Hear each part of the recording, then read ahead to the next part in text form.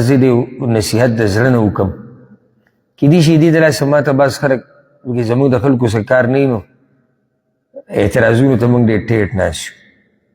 بیا زموږ په دې ملکونو کې دا فرقې ډېرې دي د مذهبونو ده، نو هرې فرقې والا کوشش دا کوي چې د عالم باندې څه نه څه اعتراض هغه وشي.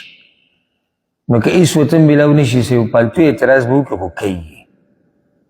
ګوره دا خبره یاده کوي، په ځمکه کې فساد، په معاشره کې فساد، په ملک او په وطن کې فساد، د ټول اول ځان ته نقصان رسول دي.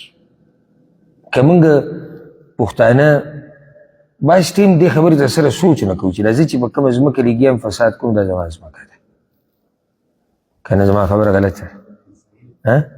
لکه اوس زما اوس ستا کلی به ووالو ځه، خو دې کلي کې ما ورته اوسېږو که نه، دې کلي کې زموږ خپلوان دي، دې کلي کې زموږ مسلمانان دي، دې کلي کې زموږ مشران پاتې شوي دي، پاتې کېږي او را روان پکې زموږ نسل دی. چې کله زه په دې کلي کې فساد شروع کړم که هر قسمه فساد دی، نقصان ما چاله ورکو؟ ما خپل ځان له ورکو. او یوازې دی خو نه دی که نه، ما خبره څه ذکر کړې چې کلي کې خو ستا ټول ستا خلک دي نو، او نور هر څه پورې د مسلمانان نه دي. نو ته ولې هغه ځای کې فساد کې چې هغه د مسلمانانو د اوسېدو ځای دی، ستا د اوسېدو ځای دی، د بچو د اوسېدو ځای دی، داسې خو ټوله ځمکه کې فساد منع دی. خاصې دا ما تاسو له یو مثال درکړو، کیلې به طور مثال ما ذکر کړو. مه کوئ فسادونه په خپلو علاقو کې، په خپلو ځایونو کې. کوشش کوئ هر قسمه چې الله دله کومه پوهه درکړې ده که نه، او په څه کې توفیق درکړې چې دا ته په دې خپله علاقه کې په کار راولې، په دې خپله ځمکه چې ترقي وشي، دا خلک مخکې لاړ شي.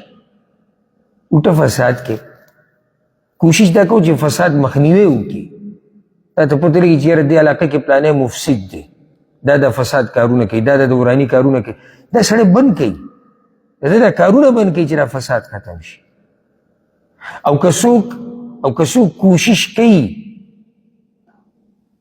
چې فساد ستا په ترو باندې وکړی شي او چې دا ځمکه او دا علاقه دا ګډوډ شي، نو هوښیار اوسه، سوچ کوه چې راځي چې کوم کار وکړم دې کې زما د دنیا هم تاوان دی، دې کې زما د آخرت هم تاوان دی. پوه شوي زما په نصیحت که نه؟